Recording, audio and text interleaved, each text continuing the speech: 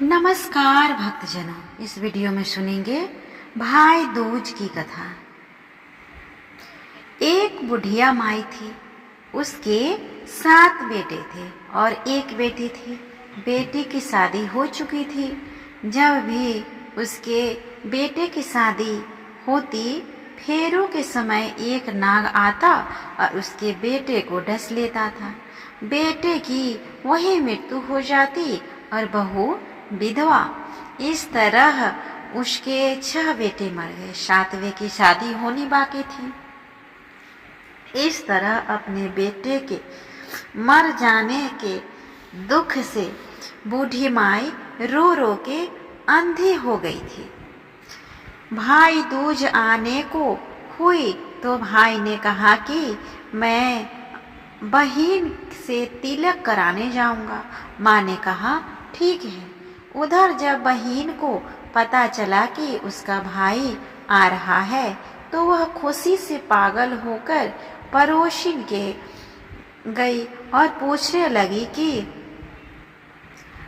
जब बहुत प्यारा भाई घर आए तो क्या बनाना चाहिए। पड़ोसिन उसकी खुशी को देखकर जल भुन गई और कह दिया कि दूध से रसोई ले, घी से चावल पका। बहन ने ऐसा ही किया। उधर भाई जब बहन के घर जा रहा था तो उसे रास्ते में सांप मिला। सांप उसे डसने को हुआ। भाई बोला, तो मुझे क्यों डस रहे हो? सांप बोला, मैं तुम्हारा काल हूँ और मुझे तुमको डसना है। भाई बोला, मेरी बहन मेरा इंतजार कर रही है। मैं जब तिलक करा के वापस लौटूंगा तब तुम उसे डस लेना। सांप ने कहा, भला आज तक कोई अपनी मौत के लिए लौट के आया है जो तुम आओगे? भाई ने कहा, अगर तुझे यकीन नहीं है तो तू मेरे झोले में बैठ जा। जब मैं अपनी बहन के तिलक करवा लूं तब तू मुझे डस लेना। सांप ने ऐसा ही किया। भाई बहन के घर पहुंच गया। दोनों बड़े खुश हुए। भाई बोला, बहन जल्दी से खाना दे, बड़ी भूख लगी है। बहन क्या करे, न तो दूध की रसोई सूखे न ही घी में चावल पके। भाई ने पूछा, बहन इतनी देर क्यों लग रही है, तू क्या पका रही है? तब बहन ने बताया कि ऐसे ऐसे किया है। भाई बोला, पगली, कहीं घी में भी चावल पके हैं या दूध से कोई रसोई लीपे हैं? गोबर से रसोई लीप, दूध में चावल पका। बहन ने ऐसा ही किया। खाना खा के भाई को बहुत जोर नींद आने लगी। इतने में बहन के बच्चे आ गए। बोले, मामा मामा, हमारे लिए क्या लाए हो? भाई बोला, मैं तो कुछ नहीं लाया। बच्चों ने वह झोला ले लिया जिसमें सांप था। ऐसे ही उसे खोला, उसमें से हीरे का हार निकला। बहन ने कहा, भैया तूने बताया नहीं कि तू मेरे लिए इतना सुंदर हार लाए हो। भाई बोला, बहन तुझे पसंद है तो तू रख ले। तुझे हार का, मुझे हार का क्या करना? अगले दिन भाई बोला, अब मुझे जाना है, मेरे लिए खाना रख दे। बहन ने उसके लिए लड्डू बना के एक डब्बे में रख के दे दिया। कुछ दूर जाकर थक कर एक पेड़ के नीचे सो गया। उधर बहन ने जब बच्चों को भूख लगी तो माँ से कहा कि खाना दे दो। माँ ने कहा, खाना अभी बनने में देर है।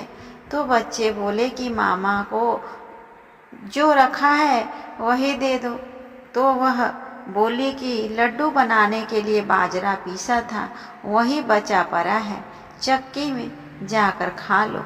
बच्चों ने देखा कि चक्की में तो सांप की हड्डियां पड़ी हैं। यही बात माँ को आकर बतलाई तो वह बावली सी होकर भाई के पीछे भागी।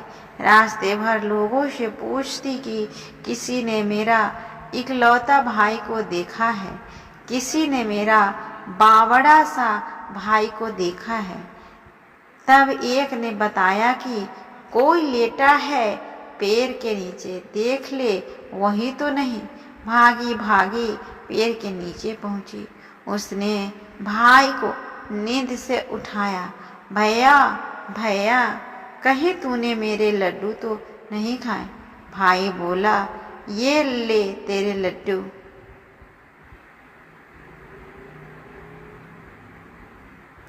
नहीं खाए मैंने, ले दे के लड्डू ही तो दिए थे।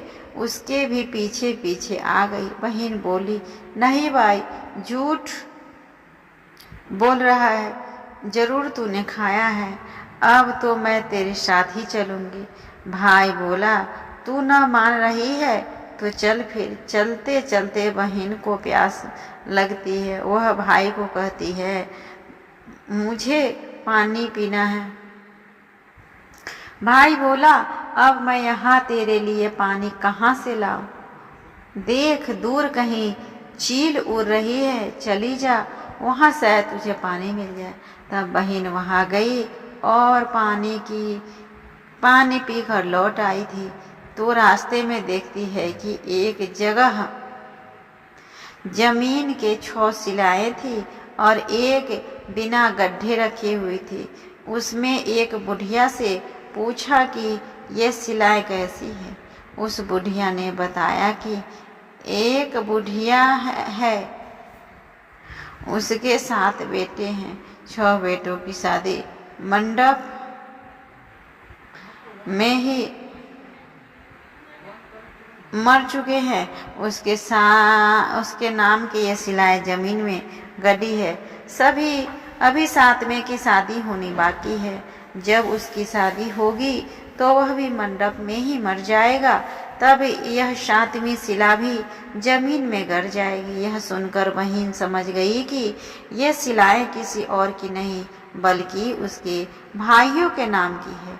उसने उस बुढ़िया से अपने 7वें भाई को बचाने का उपाय पूछा। बुढ़िया ने उसे बतला दिया कि वह अपने 7वें भाई को कैसे बचा सकती है। जब सब जानकर वह वहां से अपने भाई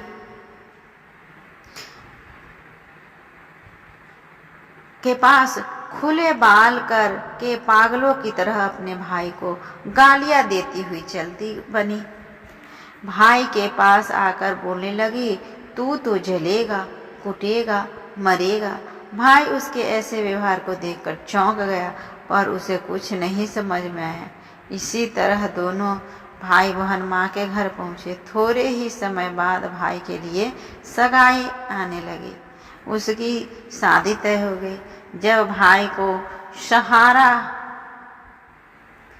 पहनाने लगे तो वह बोली, इसको क्यों सहरा बांधेगा? सहरा तो मैं पहनूंगी, ये तो जलेगा, मरेगा। सब लोगों ने परेशान होकर बहन को दे दिया। बहन ने देखा उसमें कलंगी की जगह सांप का बच्चा है। बहन ने उसे निकाल के फेंक दिया। जब भाई घोड़ी चढ़ने लगा तो बहन फिर बोली, ये घोड़ी पर क्यों चढ़ेगा? घोड़ी पर तो मैं बैठूंगी, ये तो जलेगा, मरेगा, इसकी लाश को चिल कौवे खाएंगे। सब लोग बहुत परेशान थे। सब ने उसे घोड़ी पर भी चढ़ाने लगी। अब जब बारात चलने को हुई तब बहन ने, यूं दरवाजे से निकलेगा, ये तो पीछे के रास्ते से जाएगा, दरवाजे से तो मैं निकलूंगी। यहाँ सब दरवाजे के नीचे से जा रहे थे। जो दरवाजा अचानक गिरने लगा। बहन ने एक ईंट उठाकर अपनी चुंदरी में रख ली। दरवाजा वहीं रुक गया।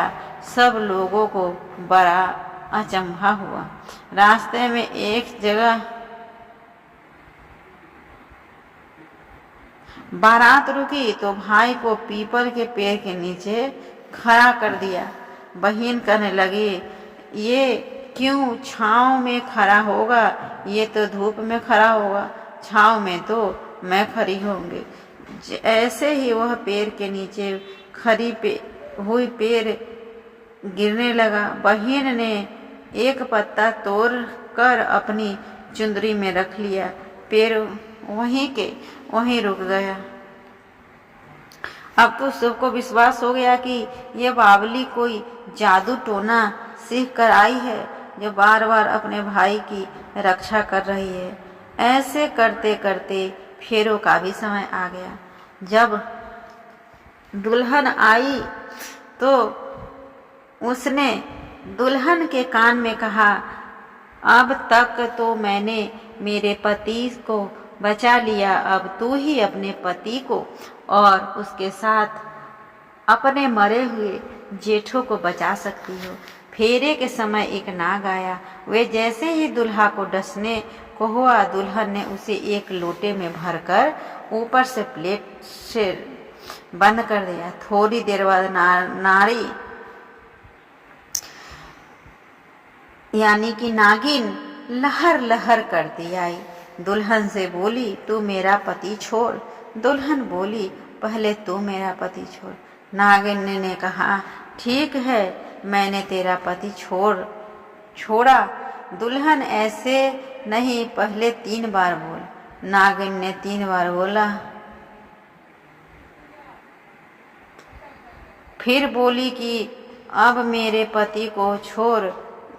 दुल्हन बोली, एक मेरे पति से क्या होगा, हंसने बोलने के लिए जेठ भी तो होना चाहिए, एक जेठ भी छोड़। नागिन ने जेठ के भी प्राण दे दिए। फिर दुल्हन ने कहा, एक जेठ से लड़ाई हो गई तो एक और जेठ, वे विदेश चला गया तो तीसरा जेठ भी छोड़ा।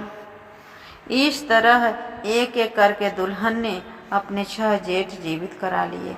उधर रो रो के बुढ़िया का बुरा हाल है कि वह तो मेरा 7वां बेटा भी बाकी बेटों की तरह मर जाएगा। गांव वालों ने उसे बताया कि उसके 7 बेटे और बहुएं आ रही हैं। तो बुढ़िया बोली, अगर यह बात सच हो तो मेरी आंखों की रोशनी वापस आ जाए और मेरे सीने से दूध की धार बहने लगे। ऐसा ही हुआ। उसने सारे बहू बेटे को देखा कर वह बहुत स्पर्श हुई।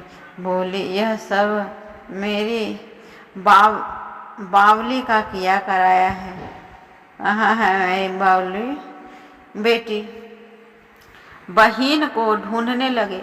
देखा तो वह भूसे की कोठरी में सो रही है।